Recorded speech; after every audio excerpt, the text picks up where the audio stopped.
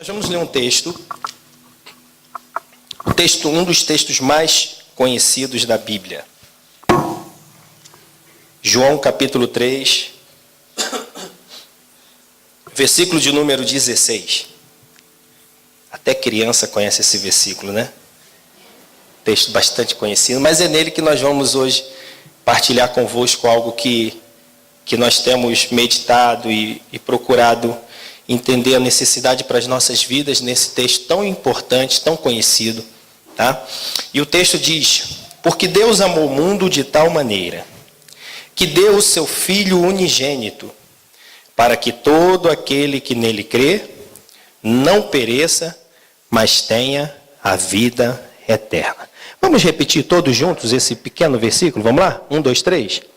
Porque Deus amou o mundo de tal maneira que deu o seu Filho unigênito, para que todo aquele que nele crê não pereça, mas tenha a vida eterna.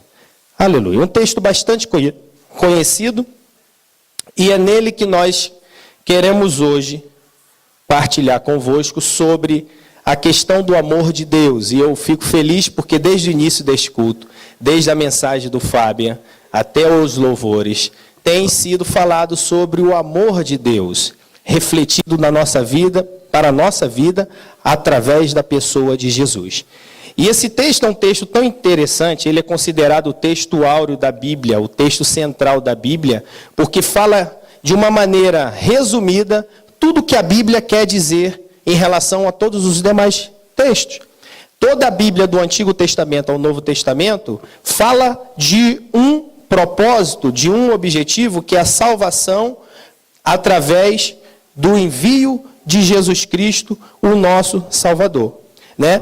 Agora, uma coisa que me chama a atenção, e eu vou pedir para o nosso irmão Mauro, colocar esse slide. Uma coisa que me chama a atenção é que o texto fala que Deus amou o mundo de tal maneira. E a primeira pergunta que começa a me indagar é: mas o que havia no mundo para que Deus demonstrasse esse amor? Veja, Deus amou o mundo de tal maneira que deu o seu Filho único, doou parte de si. Jesus não foi um ser criado por Deus, assim como os anjos foram criados, assim como nós fomos criados. Não, Jesus é a repleta manifestação do Deus invisível em forma humana. E nós já ouvimos aqui o Fábio ler em Filipenses capítulo de número 2. Existem alguns textos que daqui a pouquinho nós vamos falar também sobre ele, que retrata exatamente esse Jesus. Não é um ser criado, mas sim o próprio Deus que se encarnou, tomou a forma de homem para que morresse por nós e nós tivéssemos a condição de receber algo maravilhoso da parte de Deus, que nós vamos falar também nesta tarde. Mas a primeira coisa que me chama a atenção é o que havia no mundo para que Deus demonstrasse esse amor. Geralmente, o amor, a gente tem uma certa ideia, né, que quem ama espera que receba de volta a correspondência daquele amor, não é isso? Você que é casado, por exemplo, você ama a sua esposa e você sempre espera, e graças a Deus recebe isso dela, o recíproco, o amor dela para contigo. Assim também Deus amou a humanidade e claramente esperava que a humanidade pudesse, de uma maneira recíproca, também demonstrar esse amor para com ele. Só que olha só o que a gente encontra em toda a Bíblia Sagrada, em todos os textos bíblicos. Ao invés de a gente encontrar uma demonstração do amor do homem para com Deus, olha só o que a gente encontra. A gente encontra inimizade contra ele. A gente encontra ódio pela sua verdade. A gente encontra desprezo pela sua lei. E a gente encontra rebelião pelos seus mandamentos. Não é exatamente isso que a gente encontra? Tanto no Antigo Testamento quanto hoje em dia. Veja um exemplo. Por exemplo, Deus criou lá o homem, Adão e Eva, e eles deram sequência, claro, à raça humana. Mas a partir daquela determinação de Deus de criar o homem sem pecado e tudo mais, o próprio homem desobedece o mandamento de Deus e come daquele fruto que tinha sido proibido a ele comer. A atitude de desobediência já começa a colocar algo que não estava no pensamento de Deus do ponto de vista do que Deus esperava do homem. O que Deus esperava do homem era uma obediência sincera e 100%. Você vê a humanidade, por exemplo, na época do dilúvio, os homens pecaram, mas a Bíblia diz que o teor de pecado foi tão grande, tão fedorento, vamos usar esse termo, que Deus decidiu destruir o homem. E separou Noé e a sua família para dar continuidade. Só para vocês terem uma ideia do tamanho desprezo em relação do homem para com Deus. E toda a Bíblia você observa situações em que o próprio homem, ao invés de demonstrar o seu amor para com Deus, ele demonstrava um desprezo. Agora Deus não. Deus, mesmo com tudo isso, ele demonstra o seu amor para com a humanidade, para comigo, para contigo. E é exatamente neste amor que nós queremos nesta manhã e nesta tarde vos falar sobre 3 atos do amor de Deus, né? Porque o amor de Deus pela humanidade é baseado na natureza de Deus. Qual é a natureza de Deus? 1 João 4, versículo 8, diz que Deus, ele é amor. Ele ama porque faz parte da sua essência. Ele é amor para distribuir para nós. E nesse pequeno versículo, eu queria que nós pudéssemos refletir sobre isso. Sobre 3 atos do amor de Deus, relacionados comigo, relacionado consigo, relacionado com a humanidade. Nós vamos hoje nesse pequeno versículo. Porque Deus amou o mundo de tal maneira que deu o seu Filho unigênito, para que todo aquele que nele crê não pereça, mas tenha a vida eterna. Vamos falar sobre 3 atos do amor de Deus apresentados em João 3,16. E o primeiro ato, que eu queria que o Mauro passasse no slide, é exatamente a primeira parte do versículo.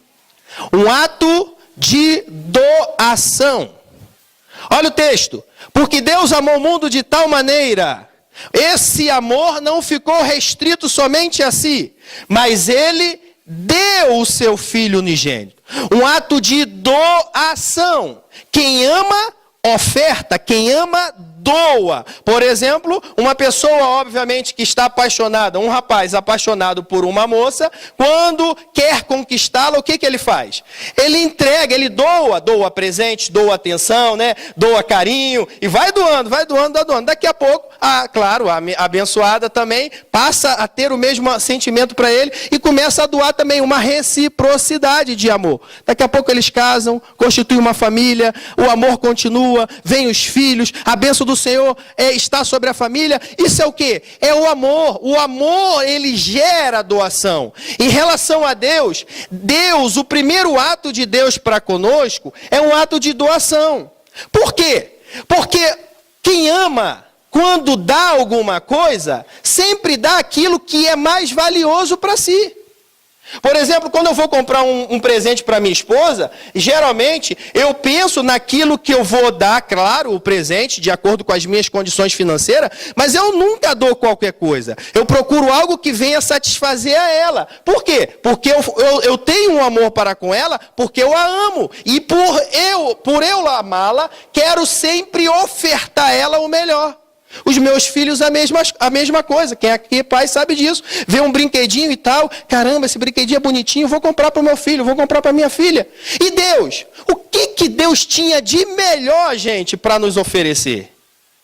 O que ele tinha de melhor era ele próprio que teve como atitude de doar-se para mim e para cada um de vós.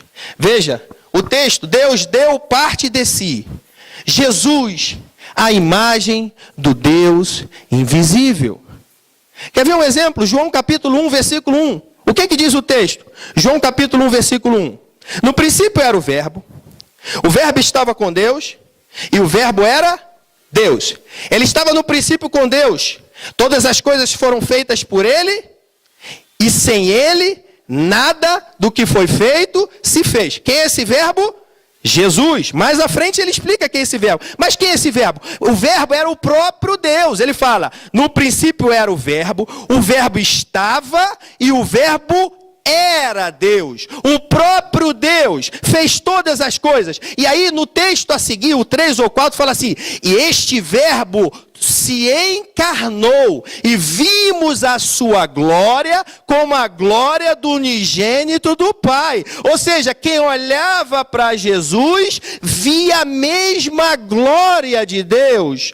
Quem é este Jesus? É parte de Deus que foi doado a favor de cada um de nós. Varão, coloca para mim Colossenses capítulo 1, versículo 15, por favor. Dá um alt tab santo aí de Jesus. Olha só, Colossenses capítulo 1, versículo 15, o apóstolo Paulo explicando sobre essa questão também da doação de Deus. Olha só o que o apóstolo Paulo diz, ó. O qual, nos textos anteriores, é claro que não dá muito tempo de a gente ler, mas está a falar de Jesus, o qual é a imagem do Deus invisível, o primogênito de toda a criação. Continua o 16. Imagem do Deus invisível. Porque nele quem? Em Jesus foram criadas todas as coisas nos céus, na terra, as visíveis, as invisíveis, sejam tronos, sejam dominações, sejam principados, sejam potestades, tudo foi criado por ele e para ele. Quem é esse Jesus? É a parte de Deus que se doou para cada um de nós. Agora que coisa maravilhosa que às vezes a gente não consegue entender. Como é que pode um Deus? Olha só. Um Deus, o Todo-Poderoso, se transformar num ser humano em carne? Quando o anjo chega para Maria, Lucas capítulo 1, se puder botar esse texto aí, Lucas capítulo 1. Lembra que o anjo chegou e apareceu a Maria para lhe falar sobre o nascimento do Messias. E ela chegou para Maria e falou, você vai dar à luz a um filho, seu nome será Jesus, e ele vai salvar o seu povo dos seus pecados e tudo mais. E ela fez uma pergunta ao anjo. Como é que isso vai acontecer, se eu não conheço o varão? Agora olha só o que o anjo explica para Maria. Lucas, capítulo de número 1, versículo de número 31. Bota aí, varão. Do 31 em diante. Um ato de doação. Lucas 1 e 31. Eis que conceberás e darás à luz a um filho, o qual porás o nome de Jesus. Continua. Este será grande e será chamado Filho do Altíssimo. O Senhor Deus lhe dará o trono de Davi, seu pai. Continua.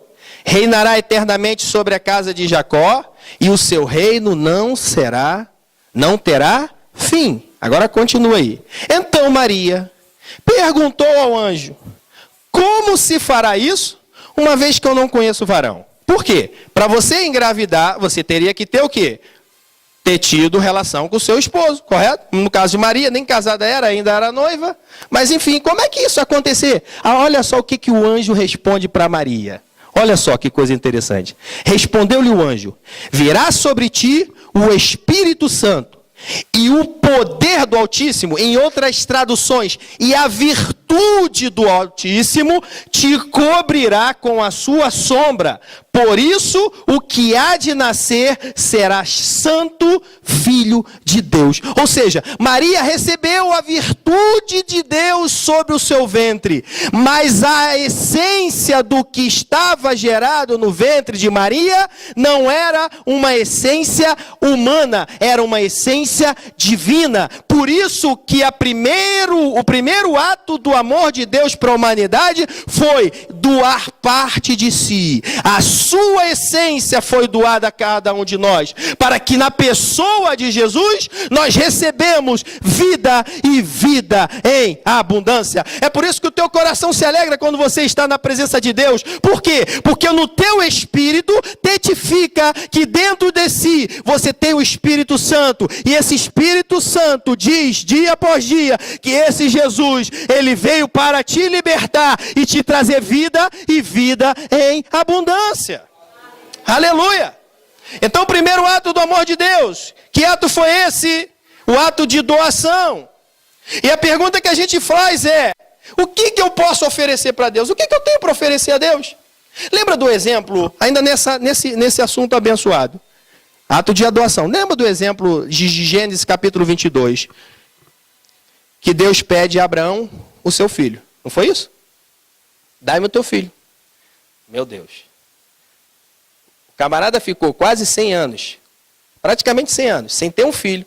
E Deus falando que ia dar um filho para ele. Dá um filho para ele. A mulher, já é idosa, 90 anos, vai ter filho. E teve um filho. Aquele filho cresceu, quando era praticamente adolescente. Deus fala: Abraão, dai-me o teu filho. Sacrifica-me o teu filho.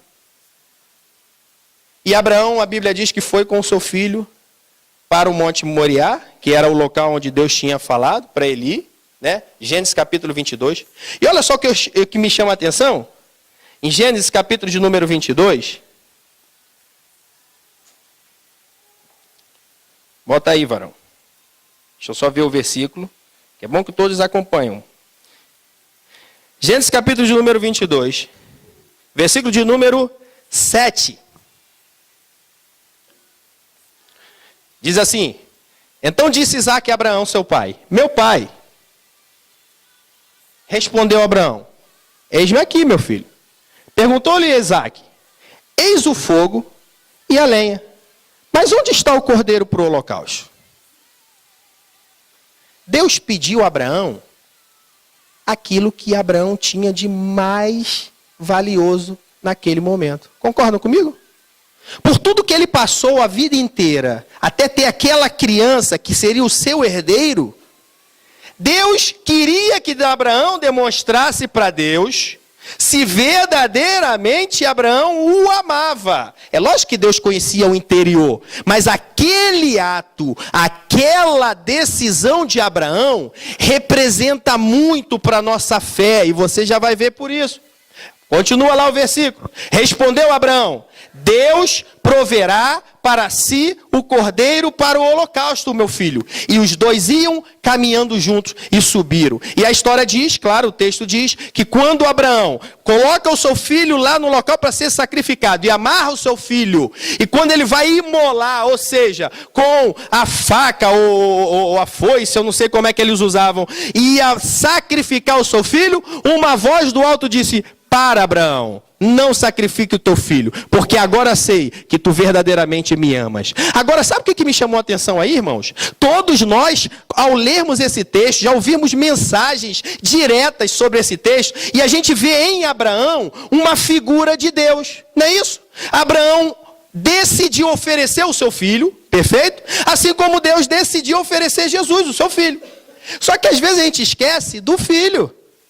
Em nenhum momento no texto de Gênesis 22, você vai ver o filho Isaque dizendo: não, meu pai, o senhor não me mate. Se hoje, por exemplo, você chegasse para Deus pedisse isso para você, é claro que Deus não vai pedir por conta de questões de princípio, perfeito? Mas se Deus te pedisse teu filho e você fosse sacrificar o seu filho, por exemplo, o que teu filho, a primeira coisa que o teu filho ia falar?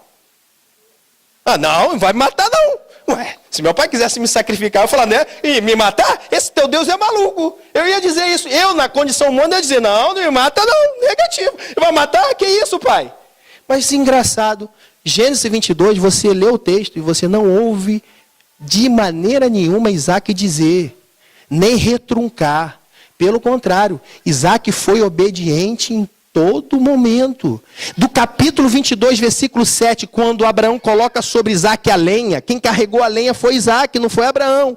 Até lá no final do capítulo, quando Abraão amarra o seu filho, Isaque em nenhum momento disse: pai, eu não quero ser sacrificado, pai, não me mate. Em nenhum momento. Aquele rapaz foi obediente até o final. E o que nós entendemos com isso? Da mesma maneira como Abraão representa Deus no ato da salvação para a humanidade, Isaac representa Jesus como o cordeiro mudo, como obediente até a morte, morte de cruz, como nosso irmão Fábio leu em Filipenses capítulo 2. Sabe o que isso nos demonstra, irmão? Que aquele ato de Abraão, o seu filho, demonstra e diz exatamente algo que Deus já vinha providenciando para salvar a minha vida e para salvar a tua vida da perdição eterna.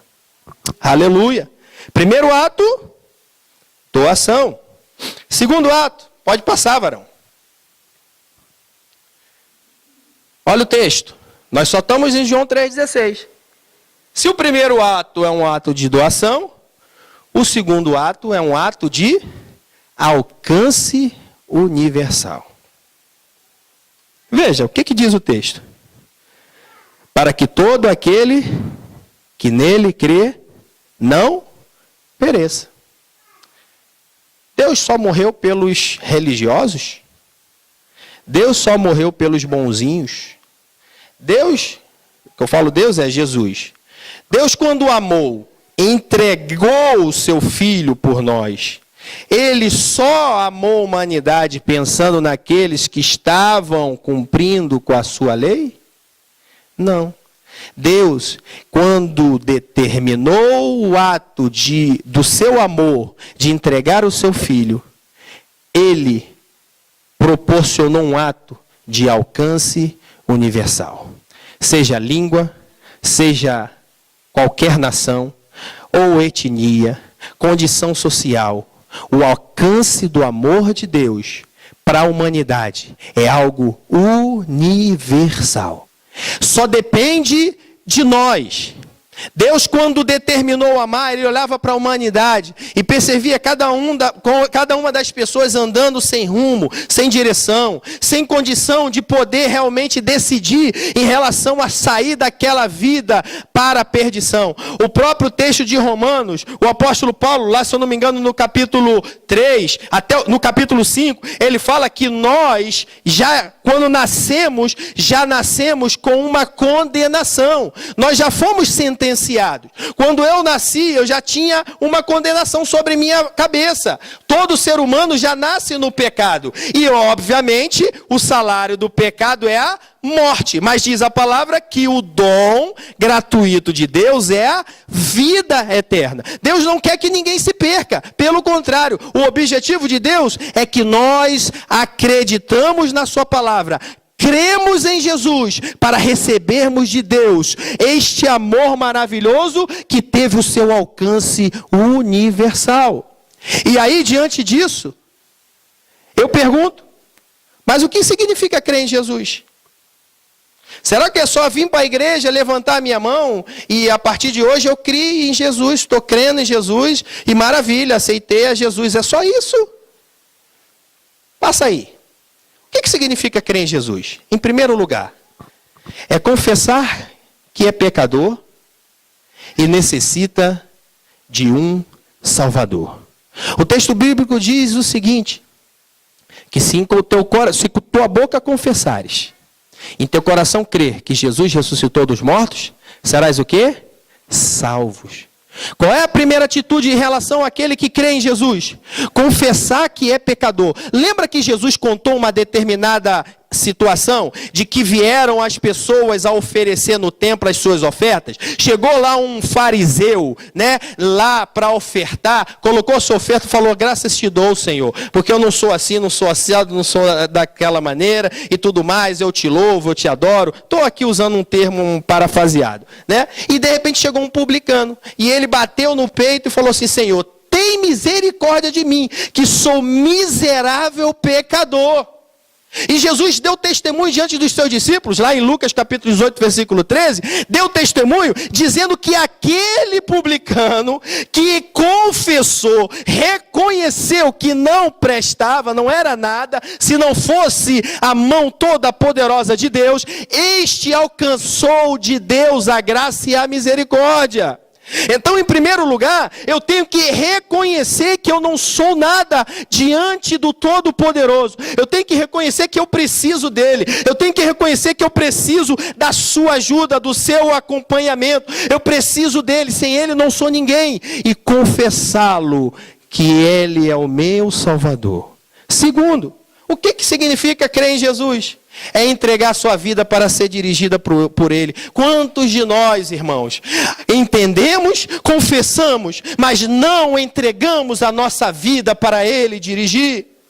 Salmo de número 37 fala: deleita-te no Senhor e Ele concederá o que deseja o teu coração. As pessoas gostam muito desse texto e é maravilhoso, mas esquece do seguinte, que diz assim, ó: entrega o teu caminho ao Senhor, confia nele e o demais Ele fará. Quem entrega, joga, lança e não pega de volta. Quem entrega, vive de acordo com a sua vontade. Quem entrega, sabe, com paciência, esperar ouvir Deus falar é sim e vai e avança. Quem entrega, sabe ouvir Deus falar é não e não avança. Quem entrega, irmãos, fica na posição, sabe por quê? Porque entende do propósito de Deus para a sua vida. Aleluia!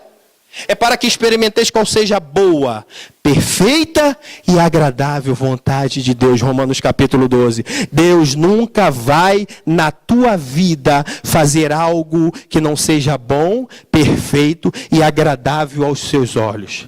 Ah, irmão, mas eu já passei por tanta moenda, enfermidade. Sim, mas é para que você venha se aproximar mais de Deus. Sabe por quê? Deus não está interessado na nossa vida em primeiro lugar. Aqui agora não. O objetivo de Deus é lá na frente. Sabe por quê? No dia que Deus determinar na minha vida, ó, terminou o teu tempo aqui na terra hoje, amém, finite, né? Acabou. Mas e a eternidade? E o porvir? O porvir, o que Deus quer é que nós estejamos do lado dele para todo o sempre. Aleluia. Continua. O que significa crer em Jesus? É ser capaz de renunciar a si próprio em função de servir Jesus. Isso dói, não dói?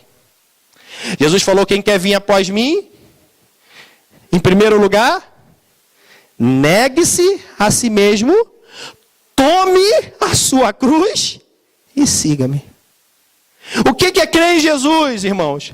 É eu renunciar às minhas vontades e paixões. Por quê? Porque muitas das minhas vontades e paixões estão permeadas por natureza pecaminosa. E aí, muitas dessas paixões e vontades precisam ser renunciadas. Outras precisam estar alinhadas na vontade de Deus, para que eu possa, com isso, aceitar o segundo ato de Deus para a nossa vida, que teve um alcance universal. Veja, e não importa se a pessoa é crente, se a pessoa é muçulmana, se a pessoa é católica, se a pessoa é do espiritismo, Deus morreu por todos. Deus morreu por todos, sim, nós já falamos, Jesus, como essência de Deus, morreu para que eu e cada um de nós tivéssemos vida. Último, passa, varão. É viver em santificação, visando a vida eterna com Cristo. O texto lá de 1 Tessalonicenses capítulo 5, 23 diz: portanto, vosso espírito, alma e corpo sejam plenamente conservados irrepreensíveis para a volta do Senhor Jesus. O que é conservar irrepreensível? É se santificar. Irmãos, este mundo é permeado em mentira, em falsidade. Um querendo ser melhor do que o outro à custa dos outros. Mas nós temos que ir na contramão deste mundo. Ainda que nos doa, mas nós precisamos entender que o nosso chamado é para algo muito maior reservado por nós. Eu estava essa semana vendo um testemunho de uma mulher que ela mora lá no Irã. São duas, mãe e filha, muçulmana. E agora eu não me recordo o nome dela, mas eu acredito que aquele nome é fictício para não expor a vida dela. Mas a história delas, ela contando um testemunho de que a mãe, ela tinha uma doença chamada, eu até escrevi aqui que é um nome tão difícil, mas vocês devem conhecer, chamado esclerose múltipla. né? É uma doença que afeta o sistema neurológico. Geralmente, eu fui procurar saber, e engraçado que é uma doença que pega geralmente mais as mulheres do que os próprios homens. É terrível. E essas duas mulheres, a mãe tinha esta enfermidade. Elas eram muçulmanas. E ela tinha essa tal de esclerose múltipla, né? De forma que ela já estava começando a ter certos sintomas e até evidenciar até mesmo algumas coisas relacionadas até com a depressão, querer se suicidar. E você sabe que o muçulmano, chega uma determinada hora que ele acha que tem que se suicidar para poder oferecer um sacrifício para o Deus dele lá, ele faz. Ele não mede nenhum esforço não. Tem que matar, a gente mata. Tem que morrer, a gente morre. E ela disse no seu testemunho que ela já estava tendo também esses sintomas. E um dia ela decidiu se matar. Ela falou assim, ó, mãe, eu vou me matar, vou tirar minha vida. Eu vou oferecer a minha vida, olha só o que o diabo faz. Eu vou oferecer, já que eu não estou conseguindo solução, né, e a senhora também não, com essa enfermidade, a senhora com essa enfermidade, e eu também, vivenciando tudo isso, então já que a gente não consegue solução, eu vou me sacrificar para lá. E falou lá. E a mãe também já estava decidida. E naquele momento, ela ligou, me parece, a televisão e viu num dos canais de televisão, foi na internet, uma pregação de um pastor, lá mesmo no Irã, um pastor cristão. E ele pregando, falando de Jesus. Naquele momento, Deus usou aquele pastor e falou assim, ó, e você que está querendo se suicidar hoje, não tome a tua decisão, pare, me ligue, mas não tome a tua decisão. E falou de Jesus. E o que aconteceu? A mãe foi lá, pegou o telefone e ligou, e meia hora conversando com o pastor e tal, e tudo, ele explicou, e aquela mulher se constrangeu com a mensagem do evangelho. A mãe, que estava com esclerose múltipla, e a filha já estava pronta para poder se suicidar. E uma vez que ela se matasse, a mãe praticamente morreria junto, porque não teria condições de uma... Como é que uma ia cuidar? Uma já estava quase no estado terminal. E a outra praticamente morta, né? Tomando aqueles remédios para poder se suicidar. E de repente, naquele estado, a mãe virou-se para a filha, não se mate. Não se mate.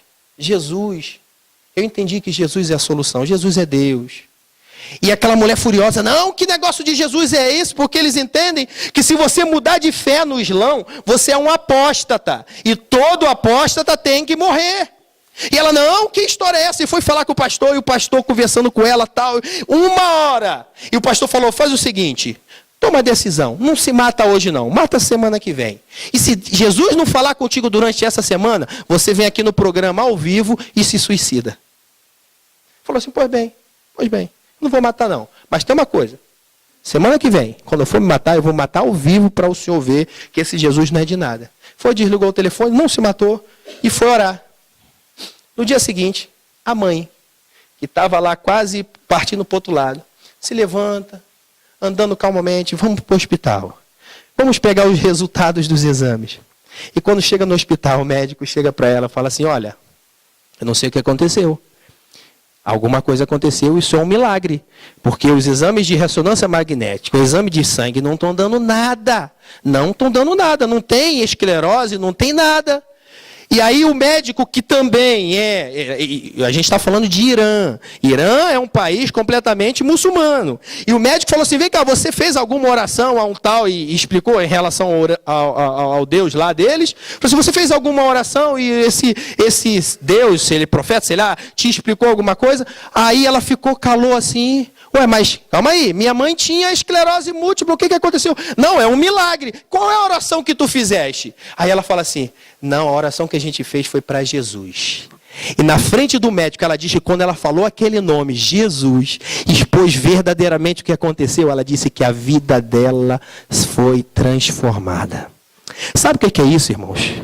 Na vida desta mulher, ela e hoje a mãe, elas vivem pregando o evangelho em lugares subterrâneos, porque não podem pregar ao vivo, na frente de todas as pessoas. Primeiro, porque é proibido. Segundo, porque são mulheres. E a lei é mais pesada para as mulheres. E elas vivem como camufladas, missionárias de Deus no Irã. Porque elas entenderam que o verdadeiro alcance de Deus para a humanidade é um alcance universal. Ele não está preso à etnia, à raça, à cor. Ele está com certeza liberalizado, foi liberado para mim e para cada um de vós. Basta que nós entendamos esse objetivo e cremos em Jesus, confessemos o nosso pecado e que precisamos de um Salvador, entregamos a nossa vida para ser dirigida por Ele, sermos capazes de nos renunciar às nossas paixões que são contrárias à sua vontade e viver a nossa vida em santificação até o dia do nosso chamado para Ele. Este é o segundo ato do amor de Deus que está escrito nesse pequeno versículo que nós acabamos de meditar. Aleluia. Passa, varão. Terceiro e último ato. Um ato de salvação. Olha o que diz o texto. Não pereça, mas tenha a vida eterna. Eu estava pensando, o que é salvação? E eu me lembrei de uma ilustração interessante. Imagina você, veja a cena. Uma mãe andando com seu filhinho pequeno e vai atravessar a rua. De repente ela para em frente a uma faixa que tem um semáforo, tem um sinal. Perfeito? Estava passando o carro e tudo. E numa determinada hora, está esperando o sinal fechar para poder atravessar. De repente, aquela criança solta da mão da mãe e vai atravessar a rua sozinha. E a mãe trava. E ela observa que está vindo um carro. E ela não tem reação para poder pegar a criança. E ela está percebendo que está vindo um carro, de repente vem alguém, pega na mão daquela criança e puxa. O que aconteceu na vida daquela criança? Ela teve um livramento. Não foi isso? Um escape. Por que não a gente pode dizer que ela foi salva da morte? Não é isso? Se você for lembrar, olha só que coisa interessante. Salvação tem a mesma ideia de livramento, de escape. E a pergunta que a gente faz é, mas salvação de quê, irmão? Não pereça, mas tenha vida eterna. Salvação de quê? E de quê? Lembra que quando Deus falou para Adão e Eva, falou, não coma daquele fruto, porque no dia que vocês comerem desse fruto, certamente morrerão. Deus estava falando não somente da morte física, mas da pior delas, que é a morte eterna. O que é a morte eterna? É a total separação de Deus na vida futura. É claro que no dia que nós fecharmos os olhos aqui nesta vida, né, se for hoje ou amanhã ou daqui a 20, 30 anos, Deus é que sabe, mas o dia que nós partimos dessa vida, se Jesus não voltar antes, porque se Jesus voltar antes, graças a Deus, né, se for o momento do encontro com Ele, a gente vai estar com Ele, e aí o apóstolo Paulo fala que nós vamos ter o corpo transformado. Agora, se eu partir desta vida, no outro lado da vida, as coisas não se acabam. As coisas não terminam. Não é como o pó que esvaiu-se e acabou, não. Do outro lado da vida, o que Deus estava querendo proporcionar era exatamente uma salvação da morte eterna. E veja que coisa interessante. Quando acontece aquele ato do pecado, o próprio Deus, em Gênesis capítulo 3, versículo 15, ele fala o seguinte: da semente da mulher nascerá um que esmagará a cabeça da serpente. Deus já estava profetizando a solução para a morte eterna. Então, o objetivo de Deus nesse ato de amor para nós, para a humanidade, além de ser um ato de doação, além de ser um ato universal, ele tem como objetivo a nossa salvação. Significa, Deus não deseja que a humanidade se perca, mas que todos nós venhamos a ter uma vida e vida com a abundância. Agora olha só que coisa interessante. Nós lemos João 3:16, não é isso? Agora leiam o 17 e a gente observa isso. O 17 diz assim: porque Deus enviou o seu Filho ao mundo, não para condenar o mundo, mas para que o mundo fosse salvo por ele. Sabe o que é isso, meu irmão? A salvação procede de Deus e não do homem. Ela nasceu no coração amoroso de Deus. No dia da queda do homem, Deus prometeu enviar o Salvador. Atos capítulo 4, versículo 12 diz que em nenhum homem, em nenhum outro nome há nos céus e na terra pelo qual devamos ser salvos. Quem é esse nome que nos traz a salvação? É Jesus de Nazaré. É Ele que suportou a cruz, sem ter nenhum tipo de pecado ou dívida para poder pagar. Foi obediente. Além de o acusar de algo que não tinha culpa nenhuma, lhe fizeram muitos escárnios, bateram, prepararam o seu corpo e moeram o seu corpo naquele madeiro. Ao subir, levá-lo para a crucificação, que era a morte mais terrível daquela época. Uma morte que somente quem morria eram pessoas ladrões e delinquentes de alta periculosidade. Pessoas que seriam consideradas à margem da sociedade, recebiam a punição com crucificação.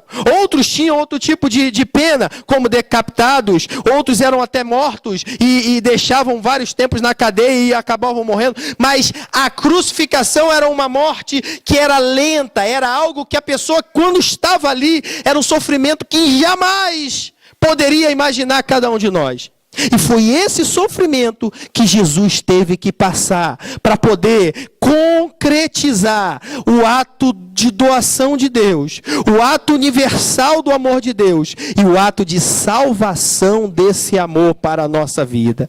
E é por isso que hoje você está aqui, para poder cultuar Deus, para poder adorar Deus. E eu não sei como é que você entrou por essas portas nesta tarde, mas tem uma coisa: o amor de Deus que me constrange, te constrange e te envolve nesse momento tão maravilhoso, para que possamos entender que o amor de Deus é muito maior do que às vezes as pessoas pensam em querer somente vir à igreja e poder passar ali 2 ou 3 horas. Não, o amor de Deus na pessoa de Jesus é para eu estar na casa de Deus, é para eu na minha casa estar com Deus, é para que eu esteja no meu trabalho com Deus, é para que eu durma também com Deus, é para que a minha vida testifique de Deus para todo e todo o sempre. Aleluia! Para concluir e nós fecharmos esta reflexão, existe um pensamento, uma pergunta em relação a tudo isso que nós vimos nesse texto, tão pequeno. Como está o nosso amor para com Deus? Será que o nosso amor está intenso? Com aquela vontade? Veja, são 3 tipos de amor que a gente pode encontrar. Nosso amor está intenso? O nosso amor esfriou para com Deus? O nosso amor está ferido? Veja, nós falamos do amor de Deus para conosco. E o nosso amor para com Ele? Lembra daquela mulher que decidiu quebrar o vaso de alabastro? Que era um nardo puro de grande valor. E ela, próximo à morte de Jesus, ela derramou aquele nardo sobre a cabeça de Jesus, ungindo-o para a sua morte. O amor daquela mulher estava intenso. As pessoas disseram: por que essa mulher está destruindo este perfume, desperdiçando esse perfume? Poderiam vender e dar aos pobres. Jesus falou: deixa, porque o ato desta mulher será lembrado aonde for o evangelho, em todos esses lugares deste mundo. Porque quando ela ofereceu aquilo para Jesus, ela ofereceu aquilo que ela tinha de mais valioso. O seu amor estava intenso. Por quê? Porque ela entendeu que antes de Jesus, antes de conhecer Jesus, ela não era nada. Era uma pessoa que, consequentemente, iria torrar o seu dinheiro com muitas coisas e não ia ter felicidade. Mas quando encontrou Jesus, ela encontrou tudo o que ela precisava para a sua vida. Será que o nosso amor esfriou? Lembra do apóstolo Pedro? Pedro viveu com Jesus, não viveu? Foi discípulo de Jesus. E a Bíblia diz que quando Jesus estava sendo levado para ser crucificado, antes dele ser levado, Jesus chegou para Pedro e falou assim: olha, antes que o galo cante, tu me negarás 3 vezes. E Jesus sendo levado para aquelas audiências, a audiência com Pilatos, a audiência com Herodes, a audiência com Caifás, com Anás, com aquela galera toda, é tanto julgamento. A Bíblia diz que Pedro seguia Jesus de longe. E quando o galo cantou, todos conhecemos a história, que ele negou Jesus 3 vezes. Quando o galo cantou pela segunda vez, ele lembrou-se das palavras de Jesus e foi chorar amargamente. Mas não ficou por aí. A gente se pergunta, mas cadê o amor de Pedro para Jesus? Cadê o amor daquele que tirou a espada da bainha e cortou a orelha do servo do sumo sacerdote, quando o rapaz foi prender Jesus? Cadê aquele amor? Cadê aquele amor? O que aconteceu? Diante dos embates da vida, será que esfriou? Jesus, quando é ressurreto, isso me chama muita atenção. O livro de Marcos fala sobre isso. Um anjo aparece para as mulheres que foram ali visitar Jesus no terceiro dia e fala: Jesus não está aqui, ele ressuscitou. E falou para aquelas mulheres: vão, avisem aos discípulos e a Pedro que ele vai para Galileia, ali o verei e falará convosco. Sabe o que aquele anjo estava transmitindo o recado de Deus?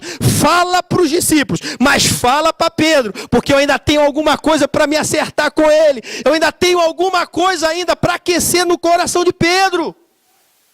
E o que aconteceu? Quando Jesus encontrou com Pedro, todos nós conhecemos aquele momento. Jesus pergunta para Pedro: Pedro, tu me amas? E Pedro responde: te amo, Senhor. Tu sabes. Perguntou a segunda vez: tu me amas? Perguntou na terceira vez: tu me amas, Pedro? E Pedro, por último, entendeu que o seu amor estava frio para com Deus. E ele decidiu, naquele momento, mudar a história da sua vida. Sabe quem foi esse Pedro? A história diz que quando Pedro foi para ser morto pelo imperador romano, iam fazer de Pedro a mesma coisa que fizeram com Jesus, crucificar Pedro. E Pedro, quando foi sentenciado para ser morto, ele falou: não, eu não mereço, eu não ouso, melhor dizendo, eu não tenho essa questão de ser crucificado como o meu mestre.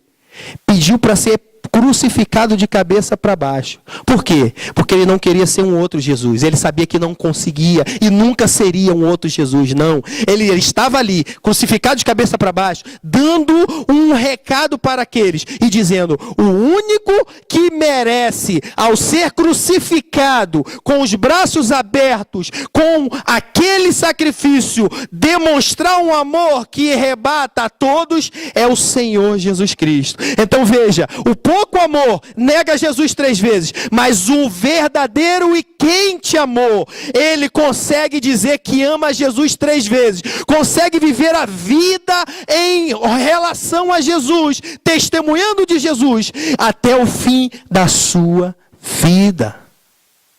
E por último, já tiraste, meu varão? Tiraste aí o abençoado?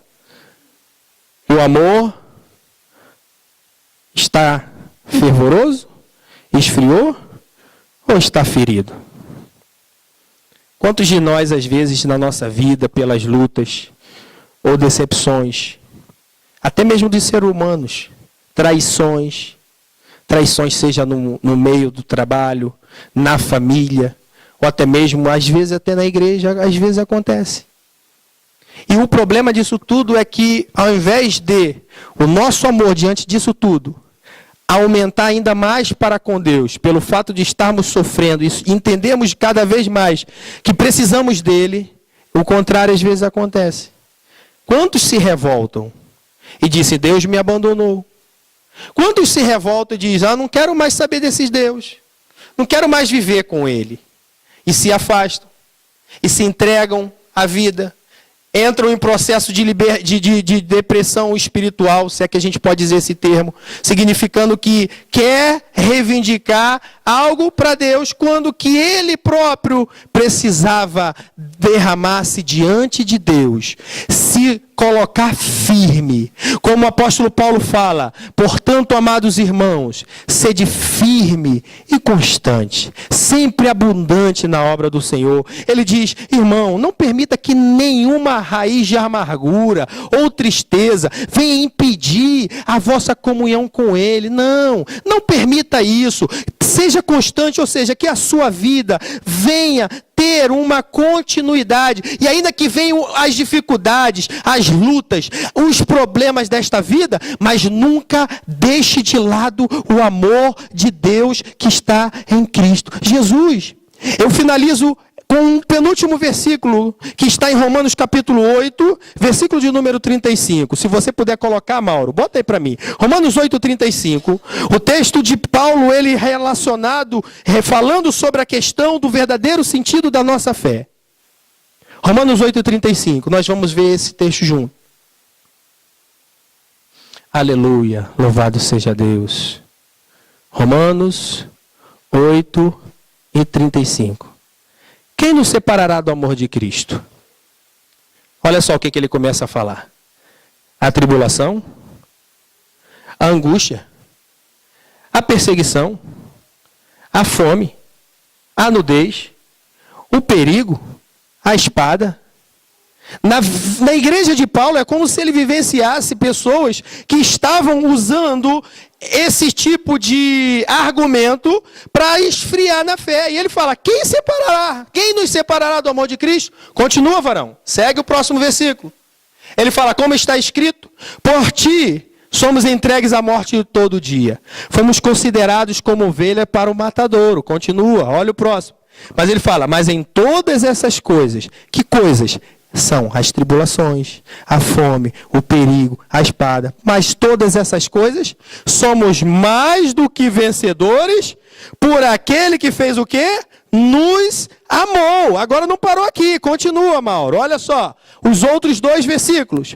Porque estou certo, convicto, decidido. É isso que Paulo está a dizer. Estou convicto de que nem a morte, nem a vida, nem os anjos, nem os principados, nem as coisas presentes, nem as coisas futuras, nem potestade, continua, nem a altura, nem a profundidade, nem qualquer outra criatura nos poderá separar do amor de Deus que está em Cristo Jesus, o nosso Senhor. Aleluia! O que Deus fez, meu irmão? Deus nos amou, mas o seu amor se revelou na pessoa de Jesus, para que eu e você possamos agarrar esta promessa que se tornou realidade e vivemos a nossa vida nesta terra, ansiando não um bem-estar físico e passageiro, mas ansiando a vida eterna com Ele,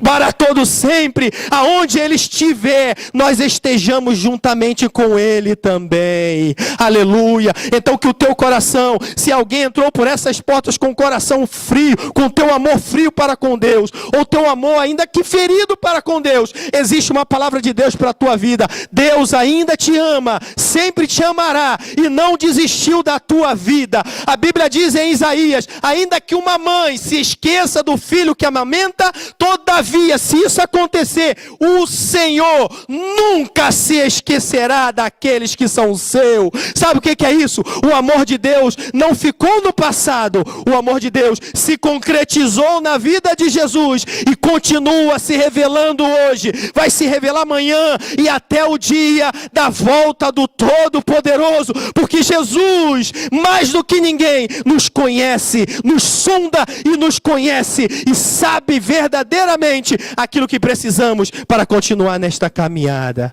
Fica de pé neste momento, aleluia. Louvado seja o nome do Senhor Jesus. Você pode repetir comigo, eu vou pedir o Mauro para botar uma canção, mas eu queria que você repetisse comigo antes desta canção. O amor de Deus é um ato de doação, vamos lá? O amor de Deus é um ato de doação. O amor de Deus é um ato de alcance universal. O amor de Deus é um ato de alcance universal. E o amor de Deus é um ato de salvação. O amor de Deus é um ato de salvação. Ao som desse louvor, com os olhos fechados, eu queria que você refletisse sobre isso. Veja, eu não preguei nenhuma teologia aqui difícil. Eu preguei Jesus, a Bíblia, João 3,16. Mas para que cada um de nós, ao refletirmos na nossa própria vida para com Deus, se você sabe que de repente, durante todo esse tempo, precisa melhorar em relação a Deus, em alguma coisa, aonde você estiver mesmo, da tua oração, fala: Senhor, me perdoa. Senhor, me ajuda a mudar. Quantas vezes, às vezes, a gente muda para tanta coisa e às vezes a gente não muda para com Deus. Mudar do ponto de vista é não deixar que as coisas externas influenciem a nossa fé. Sabe por quê? Nós acabamos de ler em Romanos 8, a partir do versículo 35. Sabe qual a única criatura? A gente conclui desse texto. Sabe qual é a única criatura que pode nos separar do amor de Deus? Quem sabe? O diabo. É isso mesmo? É o diabo que pode me separar do amor de Deus? Coitado dele. Ele tem força, tem poder, etc. Mas ele... O único que pode nos separar do amor de Deus é quem? Sou eu mesmo. Significa que, irmãos, nas tuas mãos existe o maior de todos os poderes na face da terra. Jesus te deu poder, como diz a palavra, para pisar serpente e escorpiões. Significa que você com Deus, você tem domínio sobre a tua carne, você tem domínio sobre os ataques do diabo, sobre os ataques do mundo, você tem domínio até mesmo sobre a morte, porque a morte é uma ação passageira, um reflexo do pecado, mas Deus, para aquele que tem Jesus na sua vida, a morte, um dia, ela vai ter que se render aos nossos pés, porque nós recebemos a vida e vida eterna para com Deus.